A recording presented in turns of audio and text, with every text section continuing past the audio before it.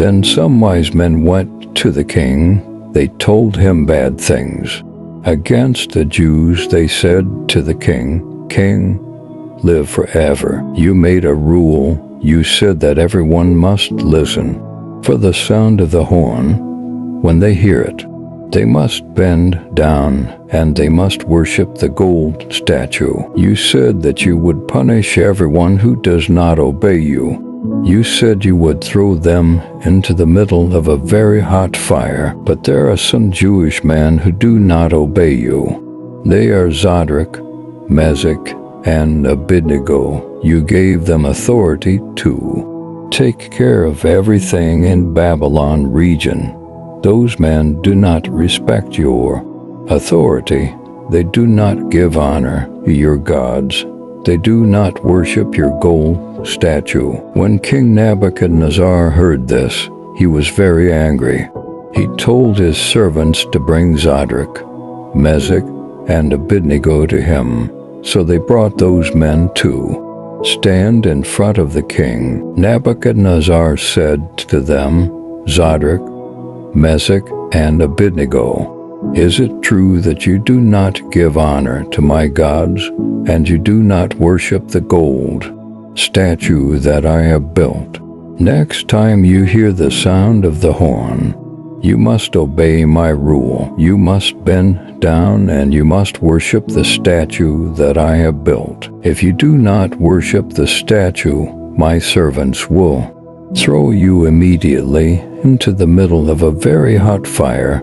There is no God who can save you from my power." Shadrach, Meshach, and Abednego answered the king, "King Nebuchadnezzar, we do not need to say anything to show you that we are not guilty. We serve a great God.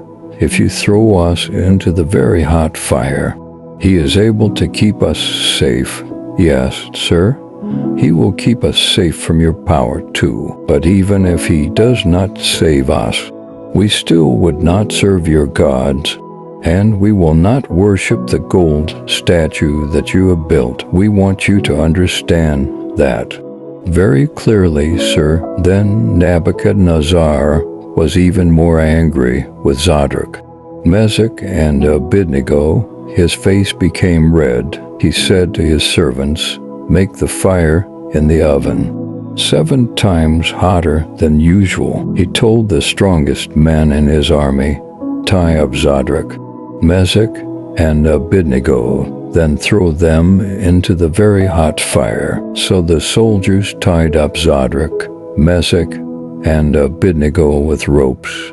They were still wearing their coats, their hats, and their other clothes when the soldiers took hold of them. The soldiers threw them into the middle of the hot fire with all their clothes on. The soldiers needed to obey the king in a hurry. The fire was very hot. As a result, flames from the fire killed the men who threw Shadrach, Meshach, and Abednego into it. So the 3 men, Shadrach, Meshach, and Abednego, fell into the middle of the hot fire. The ropes still held them very strongly. What King Nebuchadnezzar saw next surprised him very much. He jumped up and he shouted to his officers, "We tied up 3 men and we threw them into the fire." "Isn't that right?" the officers answered the king. "Yes, sir, we certainly did that." The king said, "But I see 4 men walking about in the fire. No ropes are holding them, and the fire has not hurt them.